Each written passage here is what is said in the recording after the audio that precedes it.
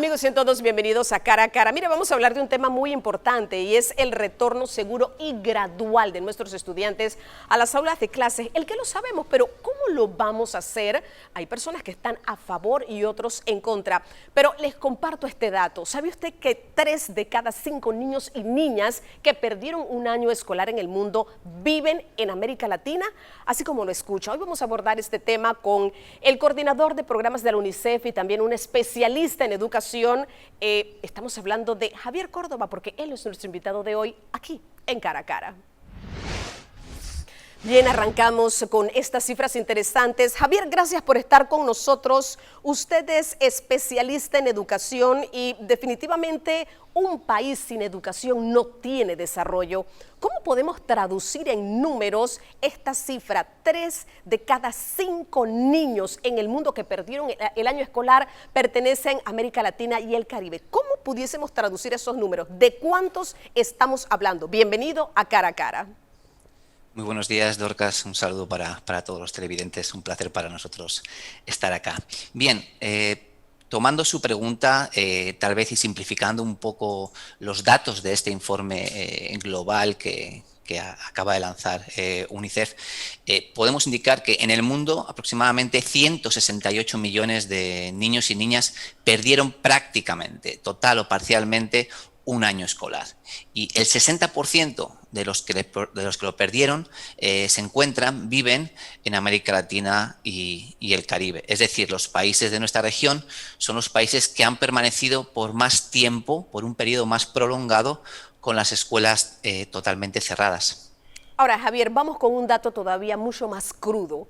Panamá es el país en el mundo cuyas escuelas han estado cerradas por mayor tiempo. Esto realmente es alarmante para nuestro país y por eso es este interés tal vez de ir viendo esa manera, yo reitero esta palabra, gradual, de poder retornar a las aulas de clases. Ahora, Javier, aquí hay un gran reto para los panameños y lo vamos a ir viendo a través del programa porque nuestras escuelas antes de la pandemia no contaban con las mejores condiciones para que los estudiantes pudiesen estar allí. Hay un reto primordial que tenemos los panameños en este sentido, Javier. Efectivamente, Dorcas. Panamá es el país que aparece en primer lugar en esa lista, pero hay otros muchos países de la región y están todos en un rango muy parecido. Lo importante no es quién está primero o segundo, lo importante es analizar de alguna manera las consecuencias que el cierre prolongado de las escuelas están teniendo en los niños, las niñas y los adolescentes de la región y por supuesto de Panamá. Y sabemos que son graves, ¿no? Y también, como usted decía, hay elementos que son pues, estructurales, ¿no? Desafíos que el país tenía previos a la pandemia, pero como en cualquier crisis, algunos elementos estructurales de pronto afloran y se hacen más evidentes. Entonces, esas brechas, esas falencias, esas necesidades se hacen más evidentes en este momento dentro del sector educación. Es muy importante también señalar que en esta pandemia, por ejemplo, en Panamá se han hecho logros impresionantes, algo que era impensable hace un año y medio, como poder lograr activar la educación a distancia en el país en tan poco tiempo. Y eso ha permitido que muchísimos, cientos de miles de niños, niñas y adolescentes estén conectados a la educación y hayan tenido acceso a algún tipo de aprendizaje. Prácticamente el año pasado fueron 8 de cada 10, según una encuesta de hogares desarrollada por UNICEF, que pudieron conectarse a la educación. Sin embargo, es importante también estar claros y ser objetivos en que hay muchos miles que no se han podido conectar y que muchos de los que se han conectado a la educación, los aprendizajes no están siendo todos los significativos, lo necesarios. Ahora, yo creo que es importante y en esa misma dirección hablar sobre algunos números. El cierre de escuelas afectó en el peor momento de la pandemia al 90% de los estudiantes a nivel mundial y pues privó de acceso a la educación a distancia a la tercera parte de los niños en edad escolar. Es decir, esto traducido en números, estamos hablando de una gran cantidad. ¿Cuál es el principal temor, Javier? ¿Cuál es la experiencia de estas evaluaciones, de estos análisis que ustedes hacen? Porque mire, cuando comenzó la pandemia, había muchísimos padres de familias que decían que arranquen el año escolar, pero mi hijo no regresa a un aula de clase. Hoy en día nosotros estamos hablando de vacunación, vamos por la fase número 2, estamos hablando que en esa fase número 2 van a entrar los educadores, que creo que es un gran gancho porque obviamente van a estar protegidos y muchos de los educadores han dicho, bueno, lo que pasa es que nosotros vamos a estar vacunados, pero no necesariamente los chicos en edad escolar, obviamente porque son de 16 para arriba, con algunas enfermedades y todo aquello que ya conocemos a nivel de vacunación. ¿Cuál es ese principal obstáculo? Porque Javier, tal vez en el próximo bloque también vamos a hablar de la experiencia de otros países y cómo sí han podido retornar al aula de clases. Bueno, tal vez, Dorcas, señalar que los impactos, digamos, que tiene el cierre prolongado de escuelas creemos que son ya conocidos por todos, pero muy brevemente y por recordarlos, ¿no? Hay una insuficiente calidad de los aprendizajes que en última instancia puede llevar a la exclusión educativa. Fíjate, Dorcas, que el año pasado, en los últimos años en promedio en Panamá, aproximadamente 14.000 estudiantes abandonaban, es decir, resultaban excluidos del sistema educativo. Las proyecciones para Panamá y para el mundo es que esta cifra puede aumentar significativamente, pudiendo ser a nivel mundial más de 24 millones de niños, niñas y adolescentes los que acaben siendo excluidos de la escuela, de la educación. Otro impacto muy importante que a todos nos preocupa y cada vez más a medida que la pandemia se extiende en el tiempo, que esta situación tan compleja se extiende en el tiempo, es el tema de la salud mental, por la escasa interacción con otros niños. La escuela es un espacio de socialización clave para la niñez y en ese sentido es importante que los niños tengan esa interacción entre pares para tener una salud mental adecuada.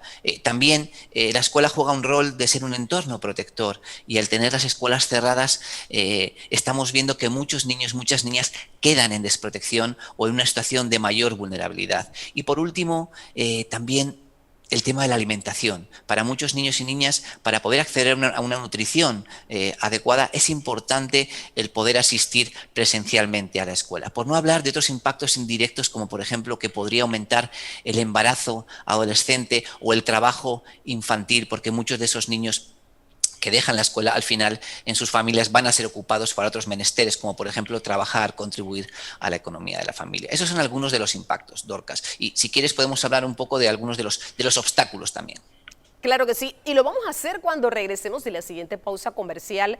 Y mire, yo creo que nos tenemos que quedar aquí porque dentro del informe que revisaba, sí hablaba sobre esta reapertura, regreso a clases, pero decía garantizando que ese retorno sea realmente seguro y tomando como previsión elemental que no haya riesgo para los actores que están, llámese, por supuesto, estudiantes, docentes y todos los que componen ese proceso de enseñanza-aprendizaje. Y aquí es donde está el gran tema para Panamá y estoy seguro que el reto para muchos otros países que han emprendido esto. Ahora, dejo esta pregunta en el tintero. ¿Cuánto tiempo podría tomar cuando estamos hablando de gradual?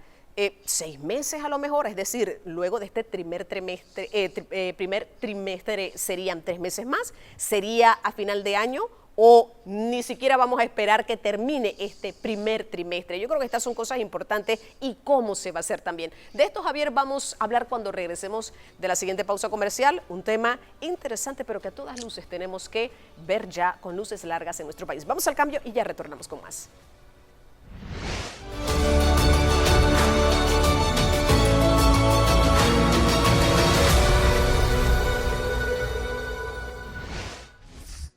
Amigos, ya estamos de vuelta. Esto es Cara a Cara, hablando sobre este tema tan importante que es el retorno a las aulas de clases.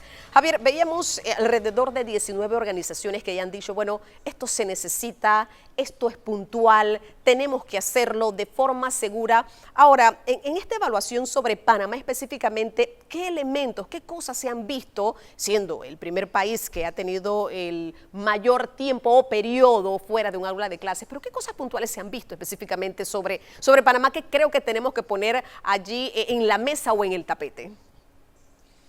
Bueno, es importante señalar sobre todo que de las diferentes encuestas de hogares que se implementaron durante el anterior curso escolar, hay algo que queda muy claro.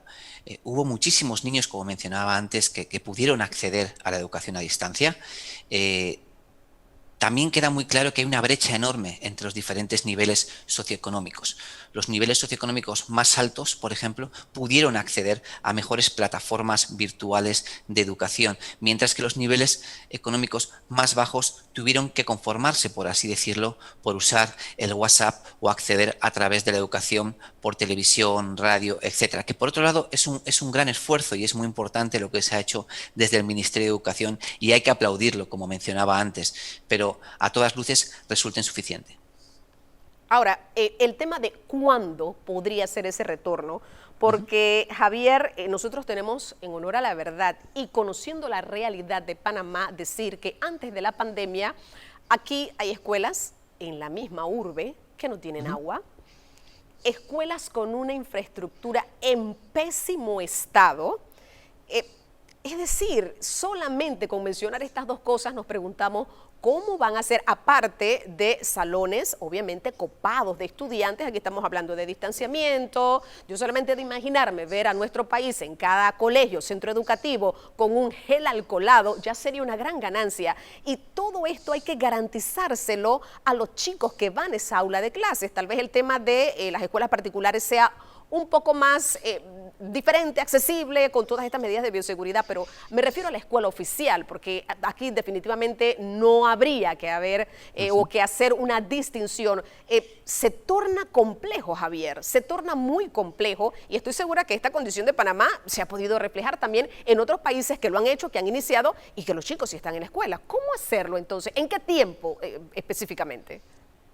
Creo que es una muy buena reflexión, Dorcas. Es algo complejo, es un desafío, pero no por ello debemos no enfrentarlo. Al contrario, el momento es ahora. Es momento de empezar a hablar de esa reapertura progresiva, segura y voluntaria a las aulas. A nadie se le puede obligar, en principio, a ningún padre, a ninguna madre de familia se le puede obligar a enviar a sus hijos, a sus hijas a la escuela. Sin embargo, muchos de los problemas, de los desafíos que mencionabas hace un momento, Dorcas, también los tienen otros países de la región y han iniciado de manera progresiva ese regreso gradual. Me gustaría, ahora que vamos a hablar específicamente del tema de la reapertura de escuelas, hablar un poquito del tema de contagios, porque creo que es muy importante desmitificar algunos temas que se han venido diciendo. Por ejemplo, al inicio de la pandemia se decía que los niños y las niñas eran súper contagiadores. ¿Ya? Durante mucho tiempo, muy prolongado, los niños y niñas no podían salir a la calle, no podían interactuar porque eran súper contagiadores. Bueno, la evidencia científica en todos estos meses, hasta la fecha, indica que eso no es así. Los niños no contagian más que los adultos. En particular, los niños normalmente se contagian de los adultos. Son los adultos los que contagian a los niños. Es decir, no hay riesgo cero. No se está diciendo que los niños no se contagian, pero no son esos supercontagiadores que se decía antes. También la evidencia que existe hasta el momento, les invito también a visitar la página web de UNICEF a nivel global y de UNICEF en Panamá, donde van a poder encontrar recopilaciones de todos los estudios científicos que se han hecho hasta la fecha. Indican, por ejemplo, que el nivel de contagios en las escuelas de los países que han abierto no es mayor al de cualquier otro contexto. Es decir, las escuelas no están jugando hasta el momento, de lo que se sabe, un rol determinante en términos de expansión de cualquier contagio. Por lo tanto, una institución educativa, por ejemplo, que tiene una ventilación adecuada, que logra tener grupos reducidos, que logra implementar otras medidas de bioseguridad como que todos los niños lleven mascarilla, que puedan tener lavado de mano, que el ingreso y la salida de clases sea escalonada. Estará reduciendo de manera notable cualquier riesgo de contagio. Y no olvidemos algo muy importante, prácticamente todo ha abierto. Supermercados, algunos centros de ocio, algunos bares, comercios, empresas, y las escuelas siguen cerradas. Y el mensaje que queremos mandar es muy claro. Hay que priorizar a las escuelas. Y si entre todos lo hacemos, vamos a encontrar la fórmula que nos permita de manera progresiva, segura y voluntaria, repito, que los niños y las niñas regresen a clases presenciales o semipresenciales, que es prácticamente el modelo que se está implementando en la mayoría de los países del mundo. Claro, y me deja esta respuesta lugar para la siguiente pregunta. ¿Quiénes son los que más se oponen con la experiencia de otros países? Le temen, en este caso, las mismas autoridades gubernamentales a decir, no, hombre, es que no queremos que en nuestro país se mencione muchos más contagios. ¿Son los educadores? ¿Son los padres de familia? ¿Dónde han visto ustedes con esta experiencia que existe el mayor obstáculo de decir no debemos hacerlo en este momento? Con esta pregunta, Javier, me voy a la pausa. Quédese con nosotros porque hay mucho más que contar y también me gustaría saber un poco la experiencia de otros países, por ejemplo, Colombia, Costa Rica, que son nuestros países vecinos, y otras naciones que también se ha dado esta apertura con un poco a lo mejor de temor al inicio, pero luego diciendo hay que hacerlo y hay que cambiar, porque ese es un poco el tema, la conducta hay que cambiarla. Pero lo vamos a ver cuando regresemos de la siguiente pausa comercial. Acompáñenos, esto es Cara a Cara.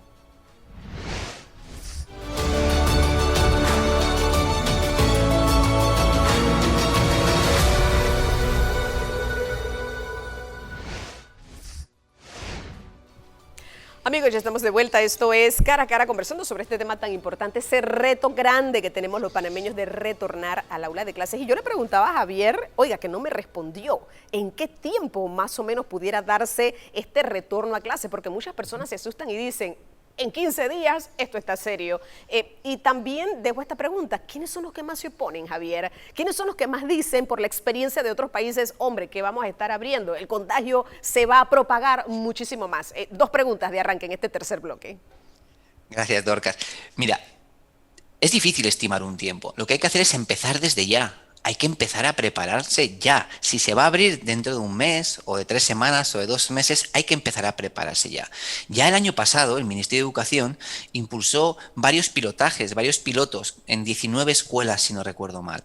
Y todos funcionaron muy bien. O sea, ya hay experiencia adquirida. Lo importante es ir empezando de manera progresiva, en lugares donde el nivel de contagios es bajo.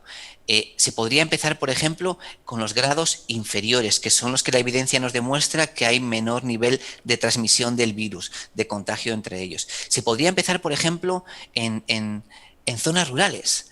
Es curioso, pero hay muchísimos padres y madres de familia que piden a las autoridades del Ministerio de Educación, a los organismos internacionales, a las ONGs, que por favor abran las escuelas, porque para ellos la única alternativa es una educación presencial, porque por diferentes motivos no tienen acceso a la educación a distancia, no tienen acceso a internet, no se pueden conectar a una laptop adecuada, sus papás, sus mamás no pueden acompañarles en el proceso de aprendizaje, porque no olvidemos lo difícil que es para muchos padres y madres, sobre todo para las madres, que son las que toda la evidencia nos dice las que se están encargando de acompañar el proceso de aprendizaje de sus hijos y de sus hijas. Entonces, imagínase el desafío en una zona rural. Entonces, en ese sentido, se puede y debemos empezar progresivamente esa reapertura, como decíamos, segura y voluntaria. Y con respecto a los que más se oponen, es normal que diferentes sectores de la población tengan miedo. Este ha sido un año muy duro, una pandemia que ha costado muchas vidas. Muchas personas conocen a alguien que se ha enfermado, que ha fallecido, y todos somos conscientes de eso. Pero también es cierto que debemos tratar de convertir el miedo en esperanza, que estamos hablando de nuestros niños, de nuestras niñas, que estamos hablando de una generación entera. Y debemos tomar las acciones y entre todos acordar qué podemos hacer para brindarles una educación adecuada, porque de verdad lo necesitan, el momento Javier, es ahora. Sí, claro, entonces la sugerencia aquí o recomendación pudiera ser arrancar primero por las escuelas del interior del país. Sí, porque es que lo que estaba señalando era muy interesante. Los estudiantes que más se han afectado son los de áreas de difícil acceso, donde no hay acceso a conectividad, donde las guías no llegan y por supuesto no hay esa gran cantidad de estudiantes porque por lo general son escuelas multigrados, 15, 10, 20 obviamente estudiantes, y luego entonces de ese reto superado, venir a la capital. Es así como se ha estado haciendo también en otros países, porque la experiencia de otros países también es muy válida. Al inicio muchos países quisieron reabrir las escuelas y apenas abrían las escuelas, inmediatamente se alzaba, aumentaba el nivel de contagios. Pero ¿sería esa la estrategia? Interior del país primero, luego en la capital, ir viendo esa experiencia, ir ajustando cosas y entonces que se diera esta reapertura gradual. Efectivamente, Dorcas. En algunos países de la región, por ejemplo, como Uruguay, se empezó por zonas rurales, se continuó por los grados más bajos, como preescolar o primaria, y de manera progresiva han ido abriendo otros niveles. Nadie está planteando que, digamos, en una semana abra todo el sistema educativo del país como si no ocurriese nada, ni mucho menos. Lo que estamos planteando es que es necesario poner los cimientos en este momento para esa reapertura progresiva, segura y voluntaria, empezando por las zonas rurales, empezando por los grados de preescolar, empezando por aquellas escuelas que ya tengan las condiciones para poder empezar y que aprendamos como país, como sistema educativo, como sistema de salud, de esos pilotos, de esas iniciativas, para que cuando de verdad se abra toda la educación, estemos preparados como país, ¿no? Es necesario empezar por algún lado, no nos podemos quedar en el inmovilismo, digamos. Claro, muchísimas gracias, Javier. Interesante esta reflexión. Y yo reitero lo que decía al inicio del programa, el que lo sabemos, no podemos quedarnos, porque eso es así, con nuestros niños, nuestras niñas, nuestros adolescentes en casa. Obviamente no se puede. Hay un proceso ya de vacunación que inició en Panamá, que está viento en popa, podemos decirlo en este momento, con cifras muy puntuales, pero ese retorno gradual hay que pensarlo muy bien. Hay que utilizar estrategias, hay que utilizar métodos para que todos los actores regresen a esa aula de clase de forma segura, de forma gradual, por supuesto, ya lo decía Javier, no va a ser la próxima semana de repente, pero sí pues con un nivel de compromiso de todas las partes. Yo creo que esto es importante. Nuestros niños han sido uno de los más afectados con este tema de pandemias por el confinamiento que han tenido casi por un año en nuestro país. Así que, bueno, definitivamente muy importante. Un mensaje muy breve y final, Javier, que quisiera dejar a nuestra teleaudiencia. Primero, Dorcas, decir que felicitamos muchísimo la decisión de adelantar la vacunación de los maestros y maestras. Están en la fase 2B y es clave para su salud y para el sistema educativo del país que ellos puedan vacunarse lo antes posible. Y segundo, terminar diciendo que como país Panamá debe poner en una balanza qué es más perjudicial: continuar con las escuelas totalmente cerradas o reabrirlas progresivamente en condiciones de seguridad. Desde UNICEF estamos convencidos de que se deben abrir las escuelas de manera progresiva, segura y voluntaria, pues el costo es extremadamente alto para una generación entera de mantenerlas cerradas. Claro que sí, y que si siguen cerradas, ese costo lo vamos a ver dentro de un par de años. Pero me quedo con esa condicional reapertura de escuelas, pero con seguridad, que es el punto clave que hay que verificar y que otras naciones también lo han hecho. Javier Córdoba, muchísimas gracias por habernos acompañado aquí en Cara a Cara viendo estos datos, estas cifras un poco alarmantes, pero también la esperanza de saber que poco a poco podemos ir retornando a esa normalidad. Y por supuesto el tema educación es básico, es esencial y es lo que hace la diferencia en una nación. Muchísimas gracias por acompañarnos aquí en Cara a Cara.